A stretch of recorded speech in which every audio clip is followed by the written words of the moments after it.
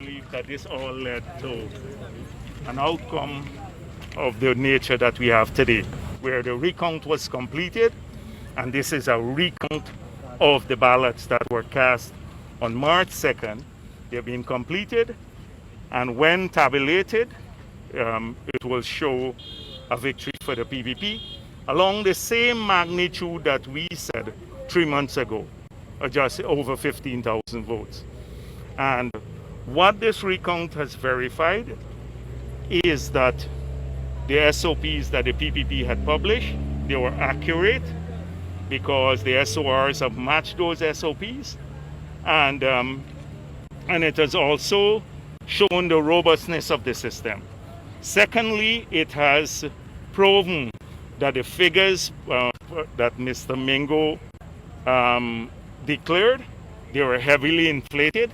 So APNU will end up in Region 4 by about 16,000 less than the Mingo figure. And that is what we had argued that he had inflated the figures by. So actually 23,000. 23,000 they had inflated it by. So I know there have been lots of issues. You have seen, the country has seen APNU shift its position from claiming victory, wanting to be sworn in on the basis of these elections, arguing that the results were credible, perfect, quoting the international organizations who said that for election day activity were perfect. And then when they realized they couldn't escape the recount, which they knew because they had the SOPs that they refused to publish, they then realized that the recount will expose the fallacy, the lie that they had perpetrated, and would expose Mingo's figures. So they had to shift the narrative to one that the elections are now bad and rigged by the PPP, and that Mingo, well, you had a lot of irregularities to the point of it being ridiculous. Imagine APNU saying now of nearly 400,000 votes that are tabulated, only 75,000, I think, 75,000, they considered valid. And of those, they have 40-something thousand that they want. They wanted disenfranchise at that point in time, up to when 400,000 were tabulated, some 325,000 Guyanese. It's almost clumsy. It's such a blatant, unbelievable lie that nobody would think that a sane person would mention something like that. Had they gone for a smaller number, it would have been more credible. But that's what they said. Only 75,000 of 400,000 they find credible. And they have come up with a whole range of issues. From dead voters, when we have established that the system was robust enough to prevent that happening. They have not produced a shred of evidence so far to justify that. Secondly, they made claims that 4,000 had migrated and voted, but Harman only sent a list of over 500. And in that list, Harman's list, of the 500 he sent, there are two lists totaling over 500. We have found half of the people. On the commissioner's list, we have found about 25%, 20% or so. So it just shows that even that is not credible. We have seen the fishing expedition. You talk to all the political parties who have had agents who are counting, and they would show you that APNU then goes with a list and they just call out names and serial numbers. 105, in one case 149. And of those, only 10 were ticked. They're just a fishing expedition, and then they deem that entire box not credible. And so the latest permutation was the boxes that they made of this big issue about. Now, there are other boxes, like in Festival City, that didn't have much of the documents. And PPP did not object to it being recounted. APNU won almost all the votes there, and still had missing documents. So, because we recognize this is a recount of the valid votes in the box. So, for all those boxes that they claim the votes could not be validated, The ballots were looked at. They were examined to see if they're authentic ballots. They were, and they were stamped appropriately. And therefore, they were counted, and their SORs matched the statement of poll. The order that GCOM issued said that once the SORs are there, you have to tabulate. They can then, in the observation report at the end, claim, when they consider this, claim that these documents were missing. But they wanted to prevent the tabulation, thereby disenfranchising 7,000 voters, which is unheard of.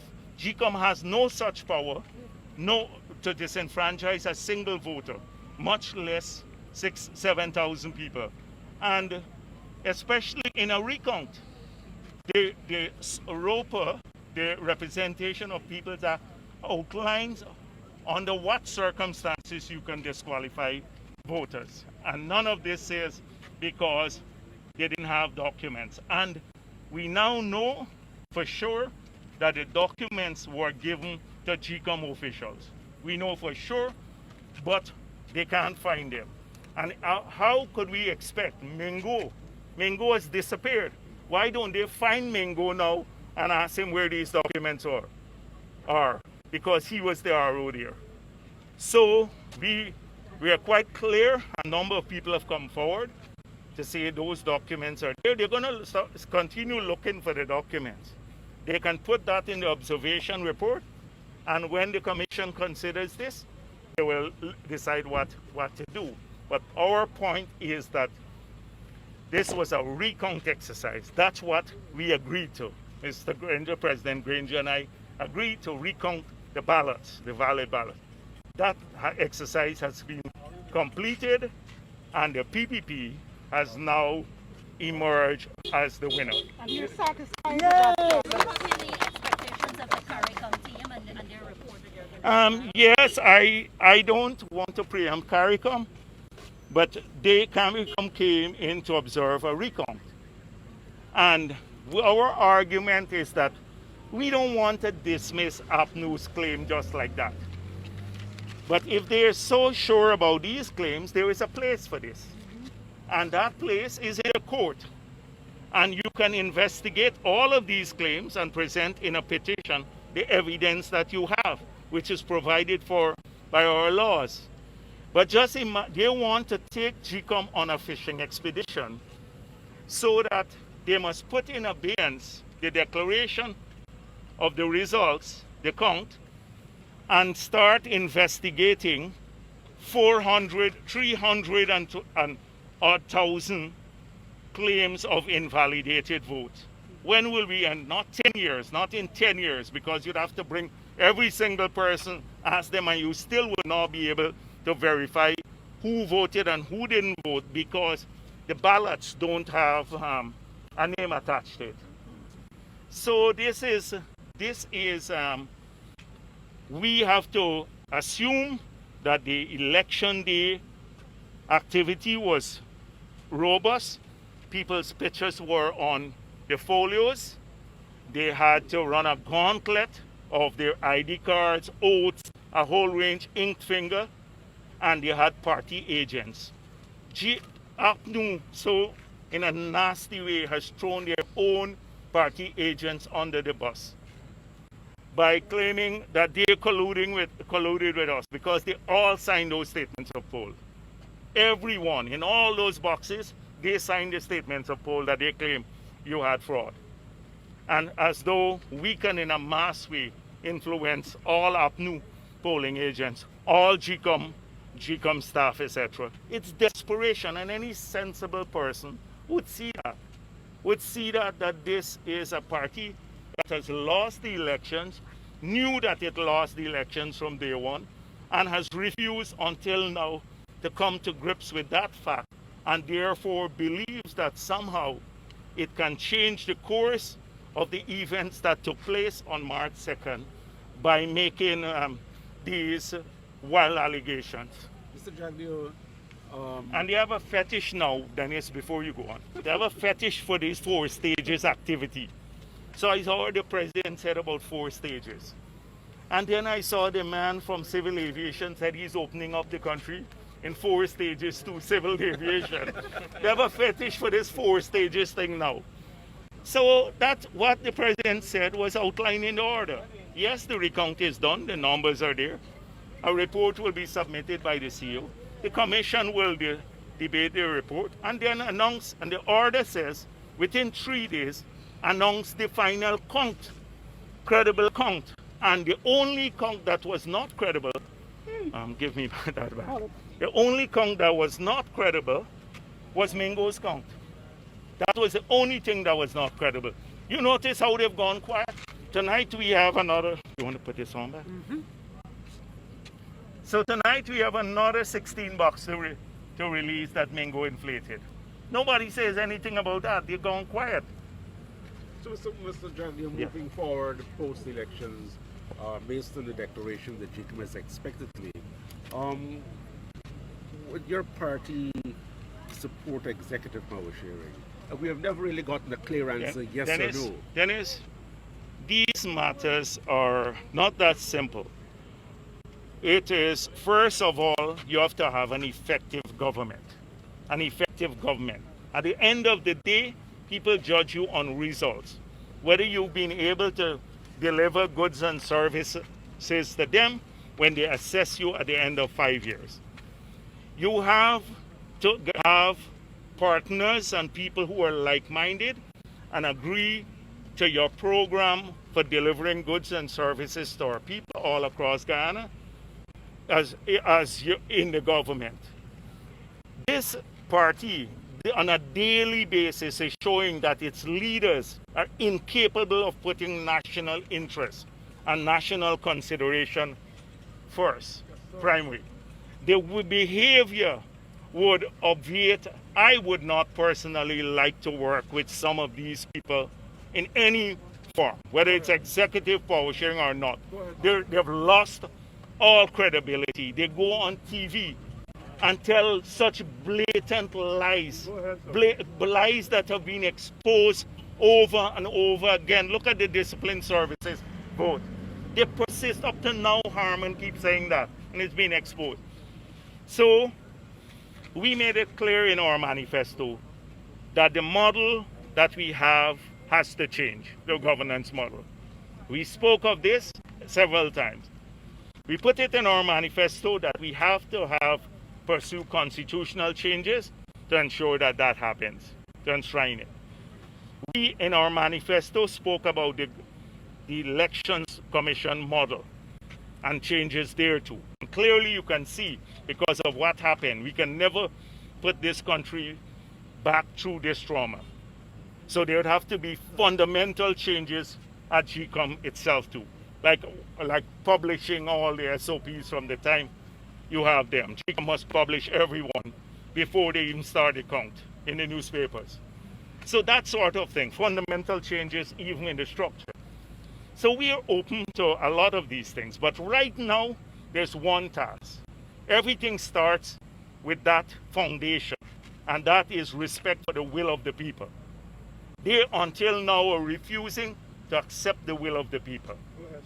And so when you have a government sworn in on the basis of the will of the people, we are open to any sort of discussion. Any sort of discussion. But you have to do this with people who also care about this country. And the trauma they are putting us through, in my mind, shows that they don't care anything about this country. Look at 2015. The votes were less than 5,000 separating us. Now it's more than 15,000.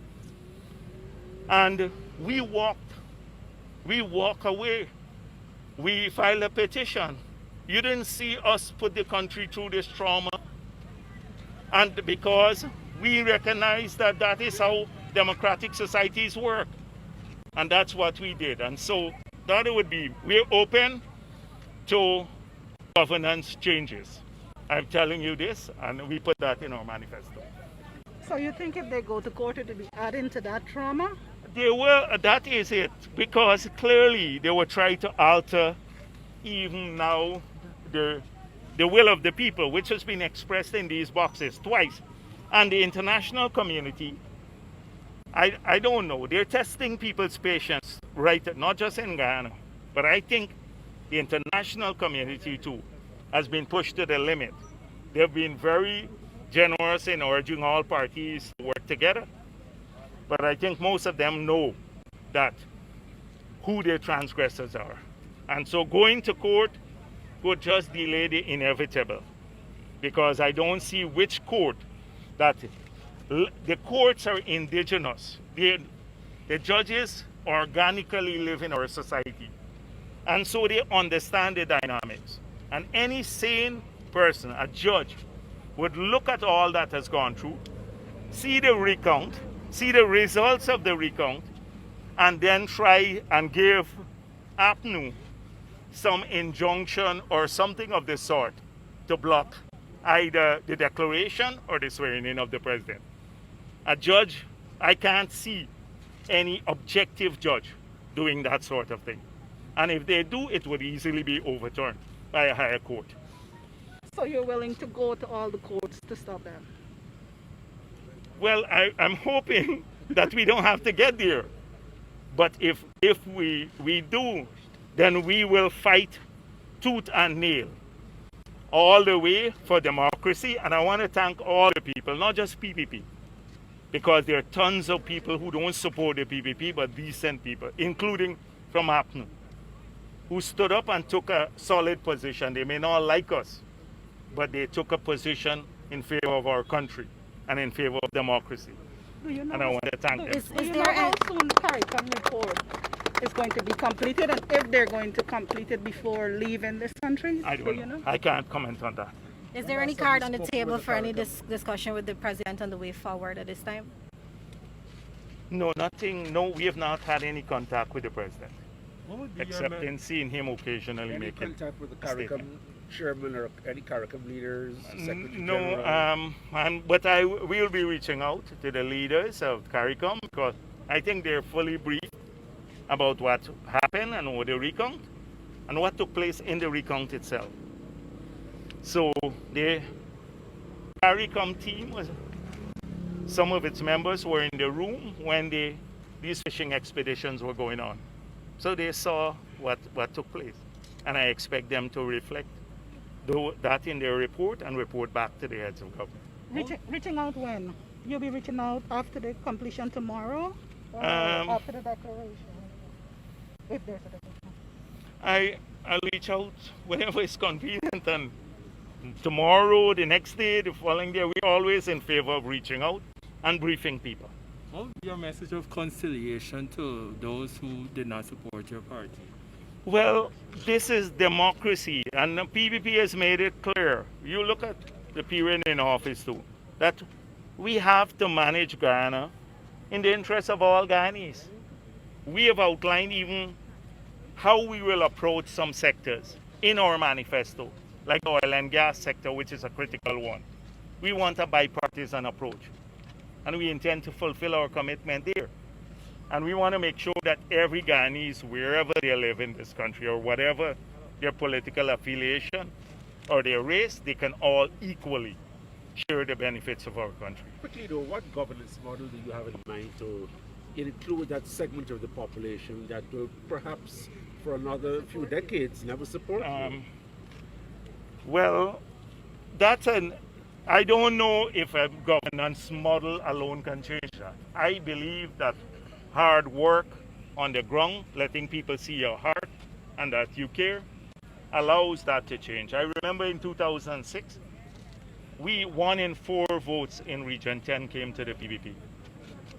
Because of our work on the ground, we won about 24% of the votes, 23 point something. But that fell to about 14% the last time. So I believe if you work hard, you work the ground, people see your heart, they support you more than the governance model. But clearly you have to have some changes there to the governance model itself. I don't want to explore there. There are about hundreds of variants. You have European models, you have different kinds of models. You have governance models that give more legislative kind of power sharing, which we did. You recall that in our constitution, that there are several new features that we enshrined there that allowed this sort of sharing. For example, the Rights Commission.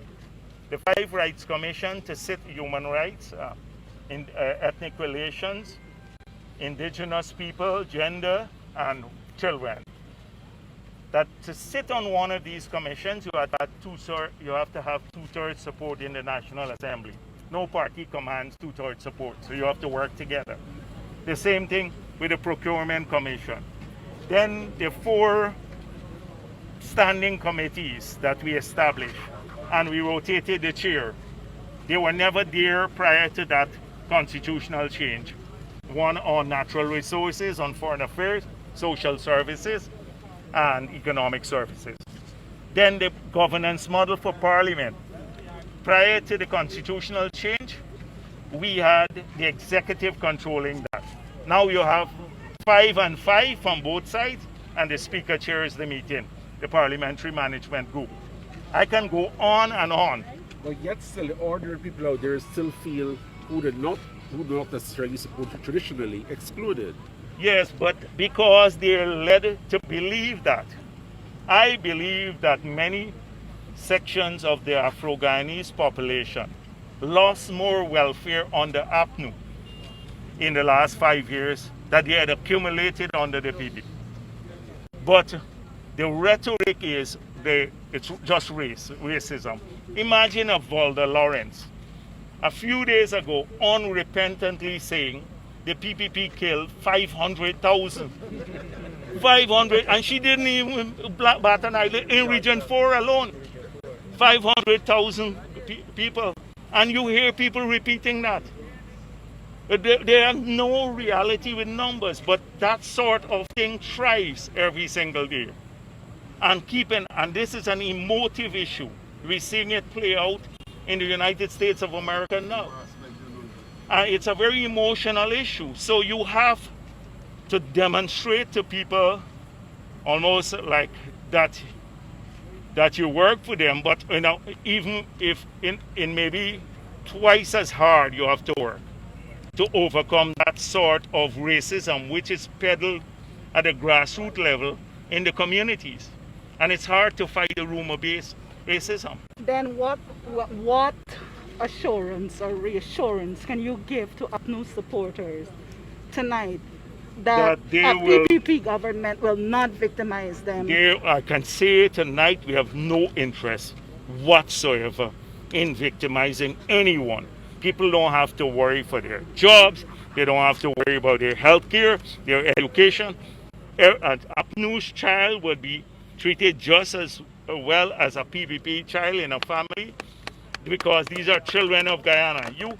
You recall when we were giving the 10,000 grant, all of these things. We never asked who your parents voted for. We said we want to increase that. We want to increase pension. It's all of our pensioners, regardless of which party you support or what's your race. We want to return water subsidy to the pensioners. That will be regardless of who you voted for. Our programs are designed for our people. And so it's not going to be, like for only PVP people. But there are some people who now are holding this country hostage. And they're doing so, just a few individuals, maybe about less than 10 of them. And they're doing that not because they care about ordinary Afro-Guyanese or APNU supporters. They're mortally afraid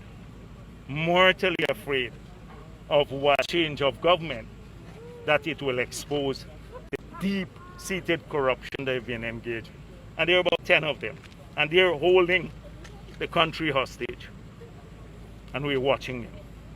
Thank you.